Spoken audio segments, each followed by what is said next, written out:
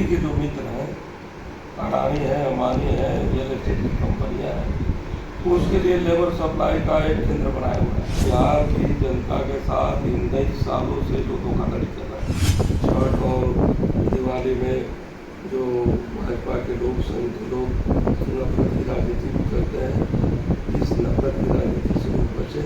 बिहार में पर्व का माहौल चल रहा है, दिवाली का समय है, बम फटाखों का समय है और राजनीति के गलियारों में भी बड़े से बड़े बम फोड़े जा रहे हैं। जी हाँ, नमस्कार, मैं हूँ फलक सिंह और आप देख रहे हैं आगाज़ एक्सप्रेस। और आज हमारे साथ मौजूद है माले के विधायक वीरेंद्र कुमार गुप्ता जी, जिनसे चर्चा करते हैं हम लोग बिहार के उपचुनाव के बारे में, साथ ही में विपक्ष ने जो आरोप लगाए हैं सरकार पर कि शराबबंदी को लेकर के, रोजगारी को लेकर के, सब पर चर्चा करते हैं हम आज विधायक। सर क्या कहना है? धन्यवाद।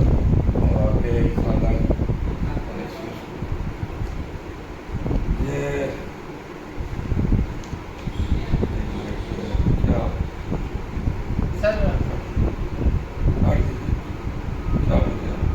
सर उपचुनाव को लेकर क्या लगता है? अभी तो बिहार में पूरे तौर पे ये 19 सालों से जो भाजपा जदयू जो डेवलपमेंट की सरकार चल रही है, ये पूरी तरह से जनता के बीच में लगा हुआ है।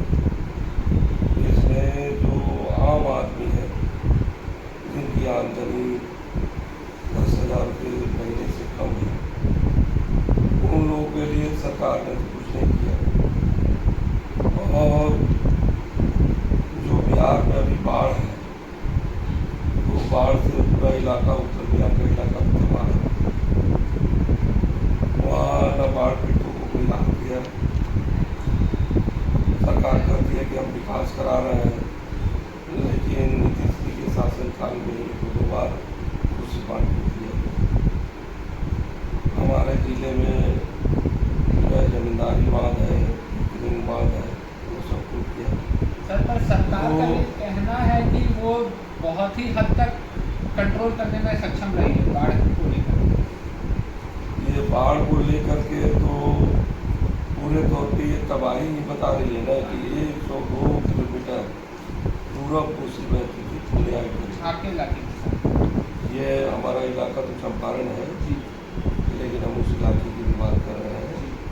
और वो 102 किलोमीटर पश्चिम की दरभंगा में उसने एक नया बना। ये उनका विकास का मॉडल है और जो कह रहे हैं कि हम लगातार काम कर रहे हैं। दूसरी बात, यहाँ जो चुनाव है वो आमतौर पर दक्षिण बिहार के इलाकों में है, वहाँ सूखे की मार हमेशा रही है।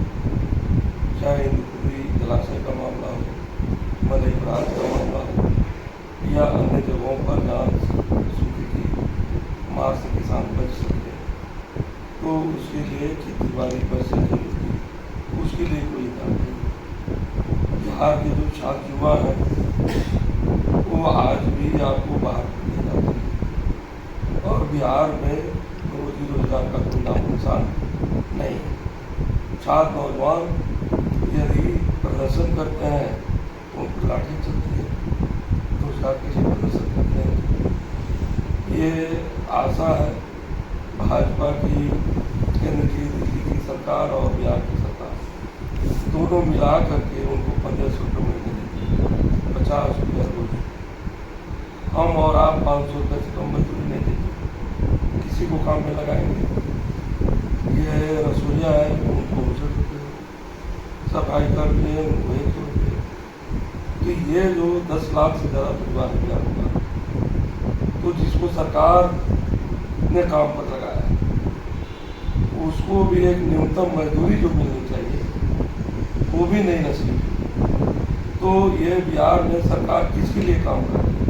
सरकार काम कर रही है कि कहीं एयरपोर्ट, दरभंगा जैसा एयरपोर्ट बनाएंगे और अडानी अंबानी जैसे लोगों को ठेका दे देंगे, पास में जनता के टैक्स से बनेगा, लेकिन ठेका किसको मिलेगा कि बाद में वो चलाने के लिए बहुत सस्ता चीज़ पर उन लोगों को दे दिया जा रहा है। पर सरकार का ये जो दावा आ रहा है कि वो बिहार के आवाम को रोजगार मुहैया करवा रही है, ये 34 लाख रोजगार का दावा है सर 2025 विधानसभा चुनाव। ये बिल्कुल एक फर्जी दावा है ना।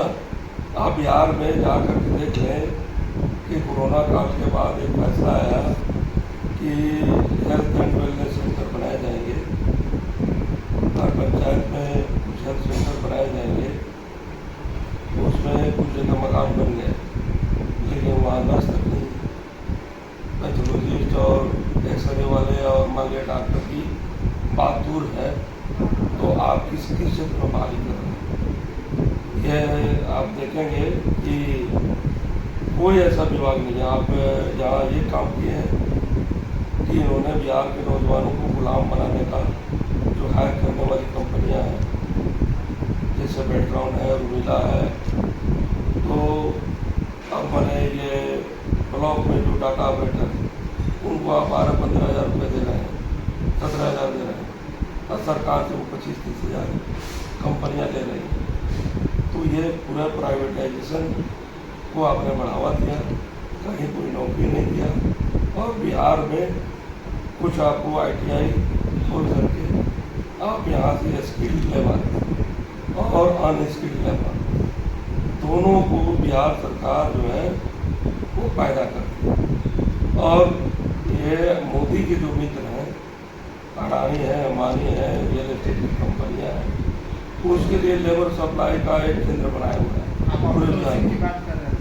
आउटसोर्सिंग वही ना कह रहे हैं कि कंपनियों से आया किया जा रहा है, आउटसोर्सिंग की बात कर रहे हैं कि डाटा ऑपरेटर वगैरह कुछ है, तो बिहार सरकार की तो नहीं है, बिहार सरकार ने तो नहीं दिया, बल्कि बिहार सरकार उनको पैसा दे रही है आउटसोर्सिंग कंपनियों को, और वो लेते हैं 25-30 हज़ार, और जो काम करता है उसको मिलता है 12-15 हज़ार। क्या तमाशा है। तो ये किसी क्षेत्र में नौकरी नहीं है। सर, आपकी पार्टी से इस संदर्भ में क्या कदम उठाए जा रहे हैं? हम तो अभी विपक्ष में हम तो इस सवाल को उठा रहे हैं कि बिहार की जो बदहाल स्थिति है उसको बदलने के लिए पहले केंद्र और राज्य जो सरकार है वो अपना जो काम जिसको लगाया हुआ है उसमें तो न्यूनतम मजबूत है, ताकि वो गरीबी से बाहर आए। बिहार में सर्वे हुआ, 100 में 34 लोग गरीब, 34%, जिनकी आमदनी 6,000 से कम है, और यदि 10,000 से कम में जिंदगी चलाने वालों की बात हम लोग कहें तो 63%। तो ये 63% लोगों को कम से कम न्यूनतम मजदूरी मिलती तो ये गरीबी से बाहर हो जाते। खुद उसमें 10 लाख लोगों की नियोक्ता तो केंद्र और राज्य सरकार है। आंगनबाड़ी, आशा, रसोईया, ममता, जीविका ढंग के ये 10 लाख परिवार हैं, ये गरीबी से बाहर हो जाते हैं। मनरेगा में अगर 200 दिन काम और 600 रुपये मजदूरी, जो केंद्र सरकार की न्यूनतम मजदूरी से कम है, वो 800 से ज़्यादा, तो वो अगर मिल जाता बिहार में, तो बिहार के 40-50 लाख आबादी जो ग्रामीण क्षेत्रों से देश के कोने कोने में भटकती है, तो वो तो गरीबी से बाहर आ जाती, और 40-50 लाख परिवार ऐसे ही हो जाते। जो 95 लाख परिवार चिन्हित हुए हैं कि 6,000 से कम वाले हैं, तो ये आमदनी वाले प्रतिभा, तो ये तो 40-50 लाख परिवार बाहर हो जाते गरीबी से। कुछ रोजी रोजगार के लिए उद्योग धंधे जो चाहिए उसके लिए भी सरकार ने कोई व्यवस्था नहीं किया। किसानों को बाढ़ से बचाने की कोई व्यवस्था नहीं किया, कृषि आधारित कोई उद्योग धंधे की व्यवस्था नहीं किया। विधानसभा आने वाले विधानसभा चुनाव में क्या ये मुद्दा रहने वाला है विपक्ष का आपकी तरफ से? ये तो हमारा कंटिन्यू मुद्दा है, हम लोग हमेशा इसको उठा रहे हैं। अब वो हम कह रहे हैं कि तमाम जो बंद पड़े उद्योग धंधे हैं उसको चालू करिए, ताकि बिहार के पढ़े लिखे नौजवानों का कुछ भला हो जाए।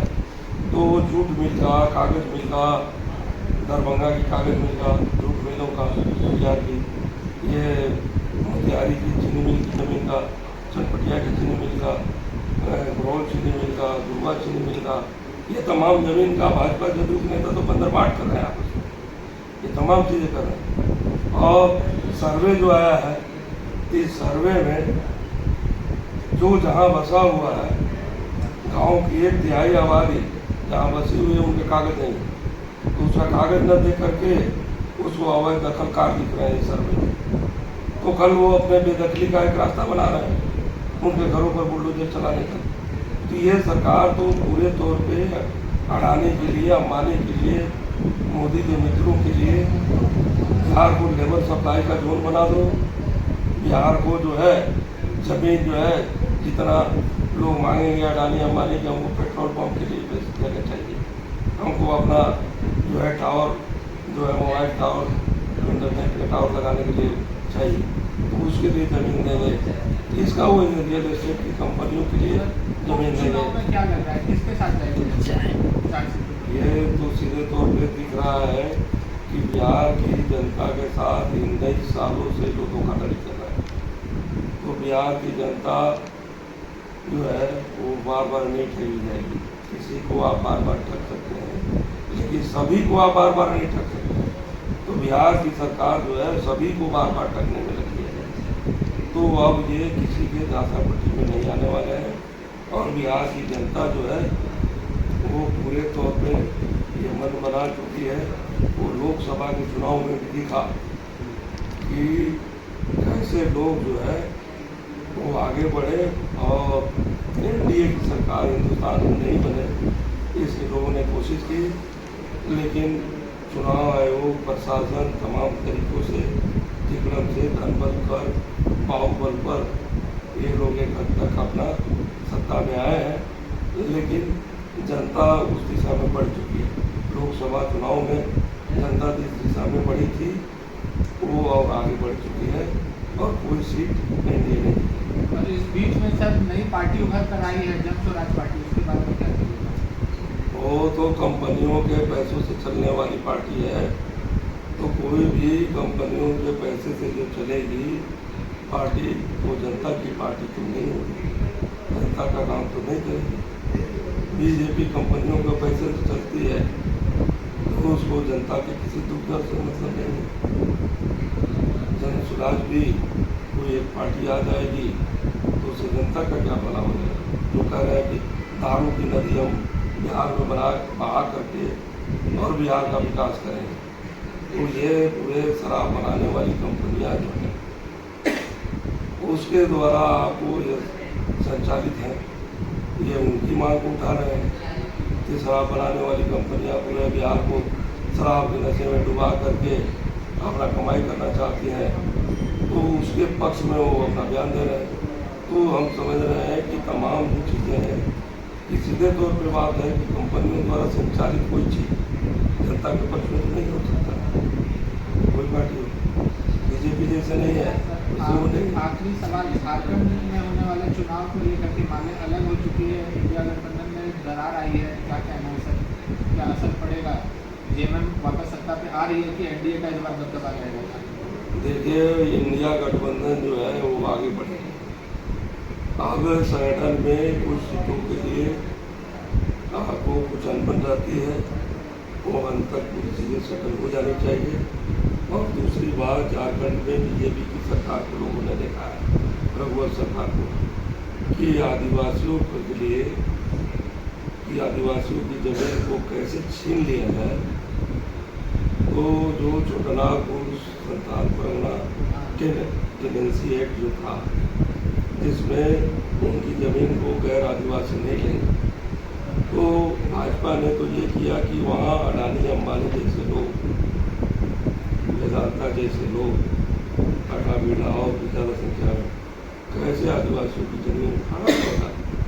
इसके लिए उन्होंने ये कोशिश किया था कि संथाल परगना टेनेंसी एक्ट, छोटनागपुर जो है टेनेंसी एक्ट को कैसे ख़त्म कर दें और उस आधार पर पूरा ज़मीन को कैसे हड़प दें, स्थापन वहाँ कैसी बड़ी हमको समस्या बन जाएगी, इसको उन्होंने नहीं देखा, बल्कि कंपनियों का कैसे लूटपाट चलेगा ये देखा। तो झारखंड की जनता तो ये पूरी बात समझती है। और मजदूरों के जो दो बंदों के इलाके हैं, वहाँ जैसे केंद्र ने जो कानून बनाया मोदी सरकार ने कि 8 घंटे के काम को 12 घंटे में बदल दिया गया, 1 दिन का मानक ये बन गया, इससे मजदूर तो अपने को गुलाम समझ रहे हैं। तो ये तमाम बातें जो है वो तो साफ साफ बता रही हैं कि ये मॉब लिंचिंग है जगह जगह, उस बात विवाद है, नफरत की राजनीति है। जो सोशल जस्टिस का मामला था कि आरक्षण बिहार में भी बढ़ाया गया था और वहाँ भी बढ़ाया गया था, तो इसको भी भाजपा वाले क्रम करके 9वीं अनुसूची में नहीं जाने दिए। उसे लोकसभा से राज्यसभा से इन्होंने नहीं पारित किया और वो न्यायालय के हस्तक्षेप का मामला बना करके और पूरे तौर पर उसको खारिज कर दिया।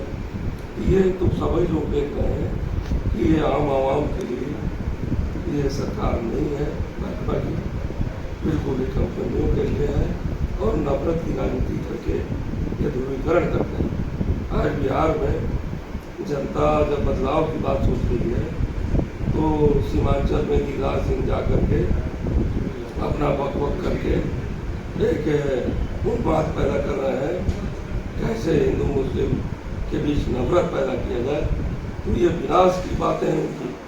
तो हम समझते हैं कि वो अभी इनकी जो बैठक है वो इन तमाम चीज़ों को बिहार की जनता समझ चुकी है और बैठक जोड़ तोड़ प्रशासन को कैसे इस्तेमाल किया जाए, जो उससे फूले हुए जो लोग हैं उसको कैसे मनाया जाए, इसी के लिए चल रही है। इससे कोई फायदा नहीं होगा उनको और बिहार की जनता बदलाव करा सर, दिवाली और छठ का समय है, आप बिहार के आवाम को कोई संदेश देना चाहेंगे छठ और दिवाली के बारे? दिवाली और छठ के समय पर हम यही कहेंगे कि दिवाली को सत्यनारायण प्रकाश की विजय का पर्व है। तो जो भी समाज में भ्रष्टाचार है, हिंसा का राज है, बिहार को गरीबी और दरिद्रता में रखने वाले जो लोग हैं उनके खिलाफ ये प्रकाश का पर्व जो है वो तमाम लोगों को एक रास्ता दिखाए और एक ढंग की सोच उनमें पैदा हो और बिहार एक बदलाव के खुशहाली के रास्ते पर देश बढ़े, बिहार बढ़े। ये संदेश देना चाहेंगे।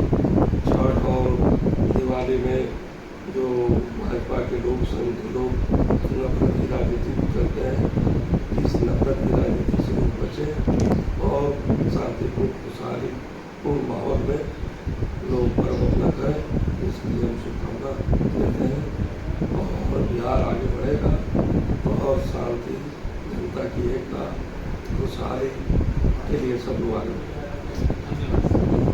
तो ये थे हमारे साथ भाकपा माले के विधायक। इन्होंने स्पष्ट कर दिया है कि रोजगार एक अहम मुद्दा है, जो कि गरीब तबके के लोग जो पीड़ित हो रहे हैं सरकार से। अब दोबारा जब सरकार विधानसभा में आने वाली है, इंडिया गठबंधन का दावा है कि इंडिया गठबंधन में दोबारा इंडिया गठबंधन वापस आ रही है 2025 विधानसभा में और इस उत्पीड़न से वो बिहार के आवाम को मुक्त करवाने जा रहे हैं और